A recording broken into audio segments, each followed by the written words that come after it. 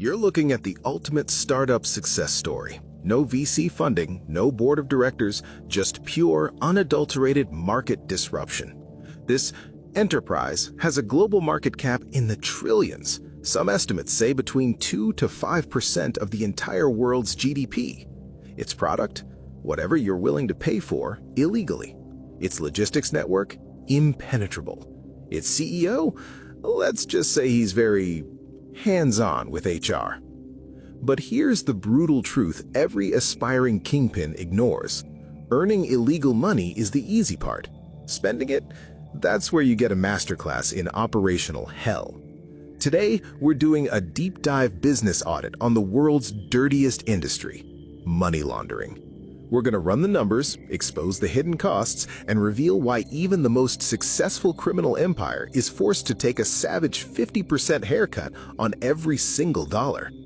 Let's look at the balance sheet. Imagine you're a mid-level manager at a fast-growing logistics firm. Your division is killing it. Revenue is up 300% quarter over quarter. Your sales team is relentlessly efficient. Cash is flowing in. Physical, smelly, traceable cash. You've got duffel bags of it, pallet loads. It's a liquidity problem any finance bro would dream of. The gross revenue is absolutely insane. On the surface, they were printing money. But running a criminal empire is a Fortune 500 company-level headache, and it's all about to hit the fan at the most vulnerable point in the entire operation, the laundromat. Let's break down the top-line revenue. This isn't a SaaS company with a monthly subscription. This is pure, high-margin, direct-to-consumer action. Stream 1, retail and pharmacies, the classic B2C model. Low-ticket, high-volume, recurring purchases. It's the foundation. Stream 2, digital marketplaces, e-commerce for the illicit. Everything from stolen data to cyber ransomware services. Global, scalable, but competitive. Stream 3, strategic requisitions. This is the high-stakes M&A. Think cargo theft. A single heist can net millions in consumer electronics, pharmaceuticals, or premium spirits. It's like a hostile takeover of a moving target. Stream 4, private equity and loans. VIG, protection money. It's a recurring revenue model with forceful client retention. Let's say our case study company, Midnight Logistics LLC, pulls in a cool $10 million in gross revenue this quarter. Incredible growth. Time to buy a yacht, right? Wrong.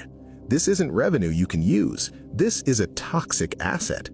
Try depositing this at your local bank. Try buying that yacht. The second you do, you're not a CEO, you're a defendant. This pile of cash is useless unless you can clean it. And folks, the cleaning service is the most expensive line item you will ever see. Welcome to the reality check. This is where the genius criminal mastermind has to become a boring, paranoid middle manager.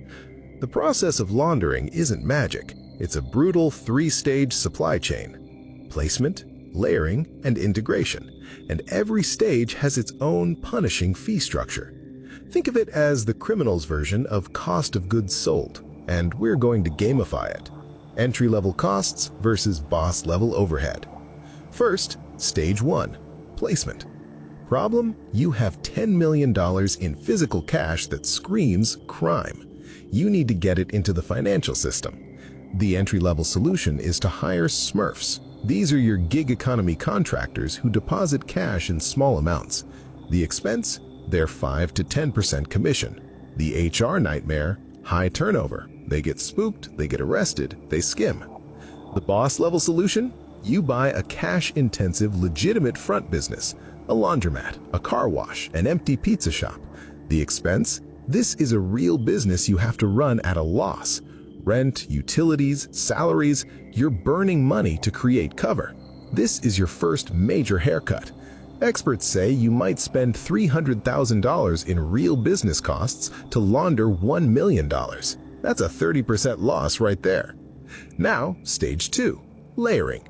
Problem? The money is in a bank, but it's still too close to the dirty pizza shop. You need to obscure the paper trail. The play? You create a Matryoshka doll of shell companies, wiring money from New York to Delaware to Cyprus to cryptocurrency. The expense? Professional services. Lawyers, accountants, corrupt bankers charge Fortune 500 rates. Then, transaction fees. Every wire, every trade eats 2 to 3%. It's death by 1,000 cuts. Finally, stage 3, integration. Problem: the money is now clean. How do you, the CEO, get to spend it? The play: you integrate it back. Your shell company invests in the mansion or pays you a fake salary. The expense: the gatekeeper tax. Compliant real estate agents or art dealers charge a massive premium. Then, the forever cost: property taxes, maintenance, staff on your new clean asset. The cost of owning your cover never ends.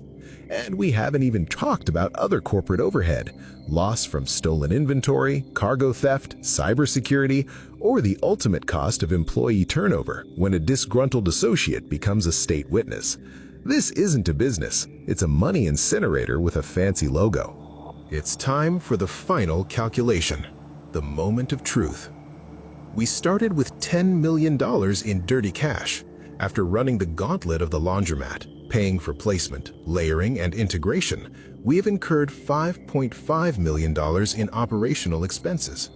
The math is simple. Net profit equals gross revenue minus total expenses.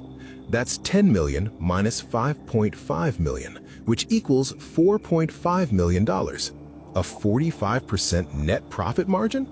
That's incredible. Better than most legitimate corporations.